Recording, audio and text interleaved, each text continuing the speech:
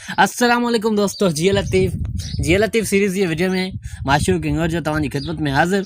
अॼु आउं तव्हांखे ॿुधाईंदुसि शाह साईं जे शहदाई डॉक्टर गुरबख्शाणी जी ज़िंदगी जो हिकिड़ो नंढड़ो मुख़्तलिफ़ तारीफ़। उम्मीद है ये वीडियो तव्हांखे ज़रूरु पसंदि ईंदी। जेकॾहिं तव्हां अहिड़ियूं वधीक वीडियो ॾिसणु चाहियो था त मुंहिंजे चैनल खे सब्सक्राइब कंदा ऐं गॾोगॾु घंटी जे निशान खे दॿाईंदा। अचो त हलो वीडियो जी तरफ़। जीजल सिंध पंहिंजे सभा जहिड़ी कुख मां सचनि सपूतनि महिनतकश इंसाननि इल्म जे अकाबरनि दानश्वरनि मोहक़क़नि शाइरनि ऐं अदीबनि खे जनमु ॾिनो आहे। उन्हनि सिंध जे सभा जहिड़नि पुटनि मां हिकु नाव डॉक्टर होतचंद मोलचंद गुरबख्शाणी जो आहे। होतचंद अलमारूफ़ डॉक्टर गुरबख्शाणी 1884 दारे हैदराबाद में पैदा थियो। संदसि वालिद जो नालो मोलचंद गुरबख्शाणी हो। साईं जीएम सईद पंहिंजे किताब गुज़ारिम जिनसे में गुरबख्शाणी साहिब जे ख़ानदान बाबति लिखे थो त हीउ साहिब हैदराबाद जे गुरबख्शाणी आलमनि जे ख़ानदान मां हो। संदसि ॾाॾो दीवान नैस खदास ज़मींदारी कंदो हो। संदसि वालिद दीवान मोलचंद पढ़ी रेवेन्यू खाते में नौकरी कई ऐं कहिड़े इहदे तां रिटायर कयाईं उन जो पतो पइजी नथो सघे। हीअ असुल वधवाणी घिटीअ में रहंदा हुआ, जितां लॾे पोइ मार्केट जे भर में आगा खानी फ़ौजनि जे पाड़े में वञी वेठा। होतचंद इब्तिदाई तइलीम हैदराबाद मां हासिलु कई ऐं पाण सेकेंडरी तइलीम NH अकेडमी मां 1899 में मैट्रिक कयो। तंहिंखां पोइ 1900 धारे हू ॾेहाराम ॼेठमल आर्टिस्ट जेके हाणे DG कॉलेज जे नाले सां सॾनि था में दाख़िला वरिती, जितां 1905 ईस्वीअ में BA जो इम्तिहान पास कयो। होतचंद खे इल्म जी तौंस वेहण न ॾिनो। हू वधीक तइलीम हासिलु करण लाइ मुंबई रवानो थियो, जितां मुंबई जे मशहूरु विल्सन कॉलेज मां 1907 ईस्वीअ में MA अंग्रेज़ी ऐं फ़ारसी जी डिग्री हासिलु कई। हिन नौजवान जी महिनत जफ़ाकश जो मान रखंदे विल्सन कॉलेज जे इंतिज़ामिया खे साॻिए कॉलेज में उस्ताद मुक़ररु कयो। डॉक्टर साहिब जी क़ाबिलियत ऐं महिनतकशी हुजण जो मिसाल हिन खां वधीक कहिड़ो थी सघे थो। डॉक्टर साहब विल्सन कॉलेज में 1 साल पढ़ण खां पोइ 1908 में सिंध मोटी आयो, जिते पाण DG सिंध कॉलेज में प्रोफेसर मुक़ररु थियो। उते पाण कुझु अरसो प्रोफेसर रही वाइस प्रिंसिपल ऐं पोइ प्रिंसिपल जे इहदे ते फ़ाइज़ रहियो। डॉक्टर होतचंद सूफ़ी मंश हो। हिन 1928 में लंडन यूनिवर्सिटी मां 19वीं सदी जे अंग्रेज़ी शाइरीअ में तसव्वुफ़ जे उनवान ते PhD कई। तसव्वुफ़ खां लॻाव नंढपण खां ई हो। सूफ़ी ख़यालनि बाबति साईं GM सईद लिखे थो त संदसि ॾाॾो ऐं वालिद सूफ़ी ख़यालनि जा हुआ। चवण में अचे थो त असल में शाह इनायत सूफ़ी झोक जी दरगाह जा मोतक़द हुआ। डॉक्टर साहिब खे उन करे नंढे हूंदे खां सूफ़ियाना तइलीम ऐं तरतीब मिलियल हुई। मसनवी मौलाना रूम ॿियनि शाइरनि जे कलाम ऐं शाह अब्दुल लतीफ़ भिटाई जे शेर में ख़ासि दरक हूंदो होसि। डॉक्टर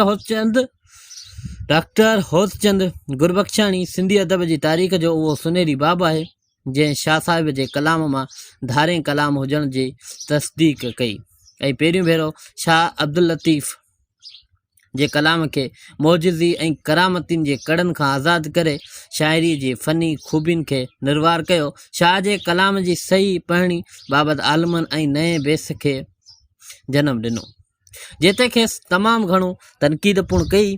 पाण हमेशह पंहिंजी तहक़ीक़ी कावच सां सलाह ॾेई रहिया ऐं तनक़ीद जो कॾहिं बि को जवाबु न ॾिनो।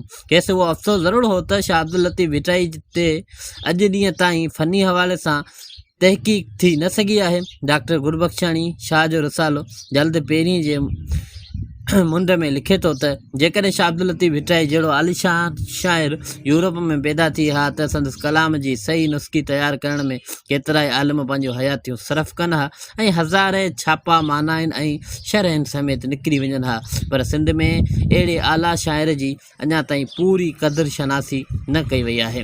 डॉक्टर होतचंद गुरबख्शाणी सिंध जो उहो बाकमाल मुहक़िक़ ऐं नक़ाद हो जंहिं सिंधी अदब में साइंसी बुनियादनि ते तनक़ीद जो आगाज़ कयो, जेके सिंधी अदब में जदीद तनक़ीद जो अपो चइजे त वधा न थींदो।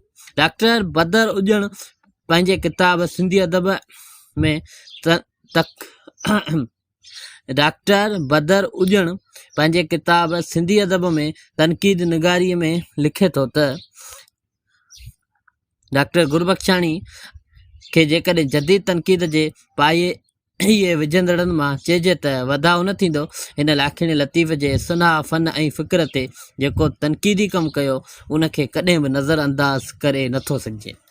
डॉक्टर साहिब शाह जो रिसालो जदीद फ़िक्री उसूलनि मुताबिक़ तयारु करे शाह अब्दुल लतीफ़ जे कलाम जो निचूड़ पेश कयो, जेको 4 जल्दनि में हो, पर अफ़सोस 3 जल्द त संदसि हयाती में ई शाया थिया, पर आख़िरी जल्द शाया थी न थी सघियो।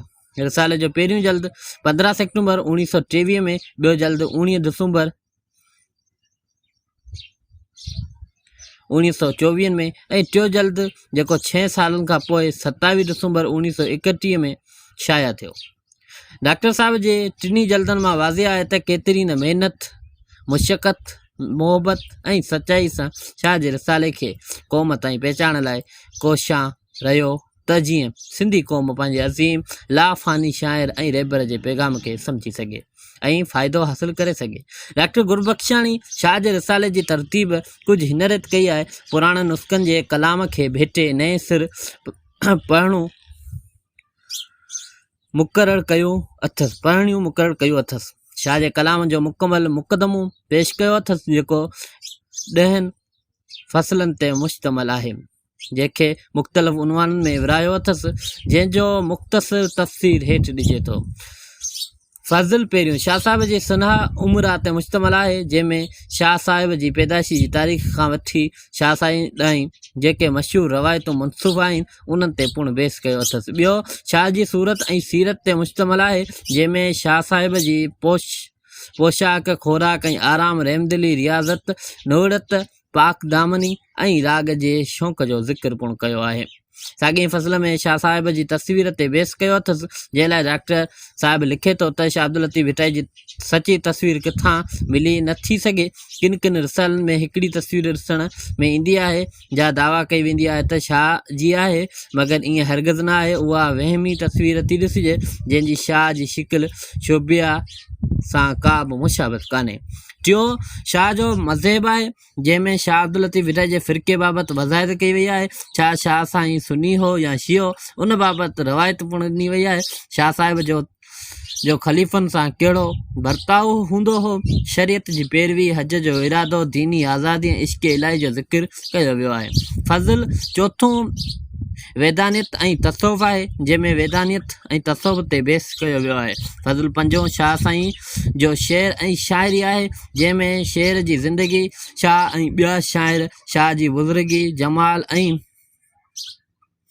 हद जो मुशाहिदो ऐं हक़ीक़त जी परोड़, शाइरी पैगुंबरी जो जुज़ो, शाइरी जी सनती खूबियूं, फसायत, बलागत, सलासत, जिद्दत ऐं जोश ते बेस कयो वियो आहे। फ़ज़ल छहों शाह जे शेर जो मज़मून ऐं इबारत आहे। फ़ज़ल सतों शाह जी निज़म आहे, जंहिंमें शाह जे शेर ऐं निज़म जी बनावट हिंदुस्तानी, दोही जी बनावट सिंधी धो, शाह जे तरीक़ो तजनीस,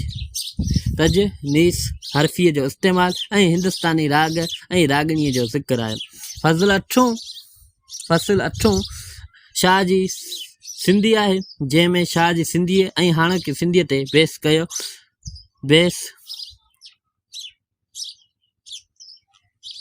सिंधीअ जो अरबी ऐं फ़ारसी सां बुनियादी वास्तो न हुजणु, सूरत खितीअ जी खामी, इल्म लुगियात जी अणवाक़िफ़ियत ते पिणु बेस कयो वियो आहे। फ़ज़ल 9 शाह जो नेहवी बनावतूं आहे, जंहिंमें शाह जी सिंधी ऐं नेहवी बनावतनि जी पराकृत सां मुशाबत, हालती पछाड़ियूं ज़मीरनि जो हालत, अज़ाफ़त, ज़मीरी निशानियूं वग़ैरह। मतिलबु त लिसानी हवाले सां हिन फ़सल ते बेस कयो वियो आहे। फ़सल 9 रिसाले जी तसनीफ़ ऐं तालीफ़ आहे, जंहिंमें शाह खे कराड़ ढंढ में ॿोड़ण वरी लिखणु, ॿियनि शाइरनि बाबति साॻियूं रवायतूं वग़ैरह बेस हेठि आयल आहिनि। शाह जे सना उमिरि खां वेंदे शाह जे कलाम जे हर हिकु पहलू ते डॉक्टर साहब रोशनी विधी आहे। संदसि कावश बाबति साईं GM सईद हीअं थो लिखे, शाह साहब ते घणनि साहिबनि लिखियो आहे त पर मां डॉक्टर गुरबख्शाणी जो को बि मुक़ाबिलो नथो करे सघे। हिन जी शरह खे प्रोफेसर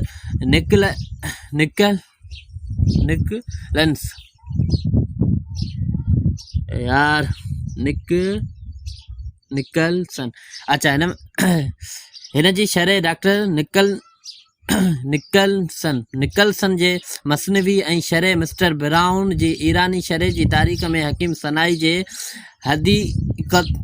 हक़ीक़त जे शरह ऐं मेजर स्टीफनसन सां मुशाबत ॾी सघे थी। डॉक्टर गुरबख्शाणी शाह जे रिसाले खां सवाइ ॿिया बि किताब लिखिया आहिनि, जंहिंमें सिंधी अदब में क़द्र जी निगाह सां ॾिठो वञे त जंहिंमां नावल नूरजान 1915, लिवारीअ जा लाल 1934, शाह जे रिसाले में आयल अहवाल ऐं मुक़दमो जेके रूह रियाण 1973 में, मुक़दमा लतीफ़ा जे उल्वान सां 1936 में अलॻि अलॻि शाया थिया।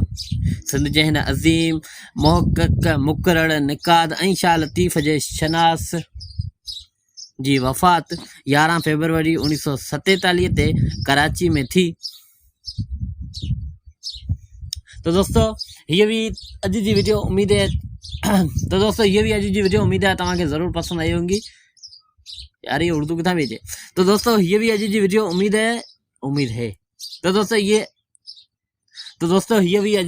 उम्मीद है तव्हांखे ज़रूर पसंद आई हूंदी। वधीक घणनि वीडियोज़ जे लाइ मुंहिंजे चैनल खे ज़रूर सब्सक्राइब कंदा ऐं गॾोगॾु घंटी जे निशान ते क्लिक कंदा, जी ईंदड़ हर नई वीडियो तव्हांखां रहे न। ऐं जेकॾहिं तव्हां चाहियो था तव्हांजे कंहिं पसंदीदा मुक़रर मुहक़क़ शाह जे हाफ़िज़ या कंहिं लतीफ़ शनास जे मथां वीडियो ठाहियां त उनजो नालो हेठि ज़रूरु ॾींदा ऐं कोशिशि कंदुसि तव्हांजी फरमाइश ते